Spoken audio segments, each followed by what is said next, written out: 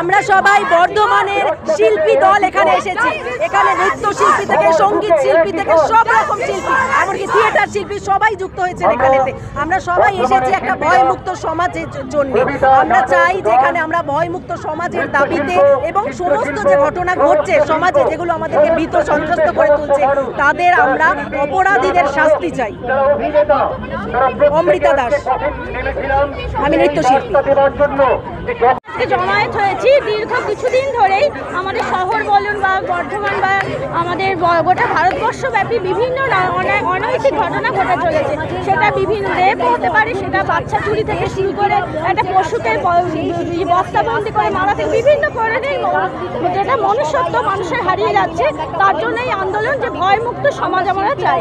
এখানে শুধু একটা কারণে, আমরা বিভিন্ন কারণে আমরা শিল্পী, আমরা কষ্ট মানে এই ভয়ের মধ্যে আমরা নিজেরা শিল্প সৃষ্টি করতেও আমাদের হচ্ছে অসুবিধা। তাই চাইছি যেন আগামী প্রজন্মের বাচ্চাদের মানে আগামী প্রজন্মকে আমরা একটা যেন সুন্দর সুস্থ একটা পরিবেশ দিতে পারি। তাই আমরা যদি সবাই মিলে মনুষ্যত্ব যেন আনতে পারি সবাইকে, তার জন্য এই প্রতিকারের জন্য আমরা এসেছি। আজকে আমরাও নারী, আমাদেরও বাচ্চা আছে, তাই আমরাও ভয় পাই। একটা ছেলেকেও বলুন মেয়েকে বলুন দুজনেরই ভয়। আর শুধু একটা মেয়েকে যদি মারা শিক্ষা দিতে না, একটা ছেলেকেও জন্মানোর পর থেকে পরিবেশে বাবা মাকে তো বড় করতে হবে সেই শিক্ষা দিয়ে। সেই শিক্ষাটার জন্য ছেলে মেয়ে দুজনকেই যাতে এই ঘটনা ভবিষ্যতে না ঘটে, সেই সমাজকে আমরাই দেখে ধরে রাখতে হবে। সেটাই চাইছি। আমরা আজকে বর্ধমান শহরের সমস্ত শিল্পী, নৃত্যশিল্পী, সঙ্গীত শিল্পী, আবৃত্তি শিল্পী, নাটক যারা করেন, সমস্ত যত রকম শিল্পী আছে সকলকে মিলে আমাদের এই আজকে সভা, প্রতিবাদ সভা। আমরা ভয়মুক্ত সমাজ চাই, আমরা নিরাপত্তা চাই।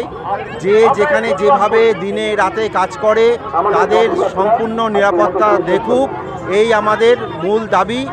আমরা চাই যে একটা ভয়মুক্ত সমাজে আমরা যেন বাস করি, সেখানে সমস্ত স্তরের মানুষরা যেন নির্ভয়ে তারা জীবনযাপন করতে পারে।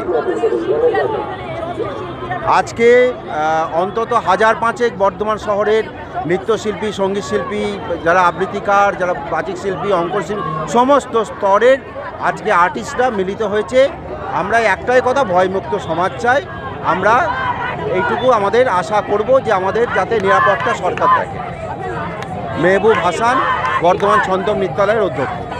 রাত বেরাতে আমাদের বেরোতে হয়, আমরা রাত্রে রিহার্সাল করি, সেটা করতে এখন আতঙ্ক হয়ে গেছে। কারণ গার্জেনরাও ছাড়তে বাধ্য হচ্ছে, মানে ভাবছে যে কি হবে।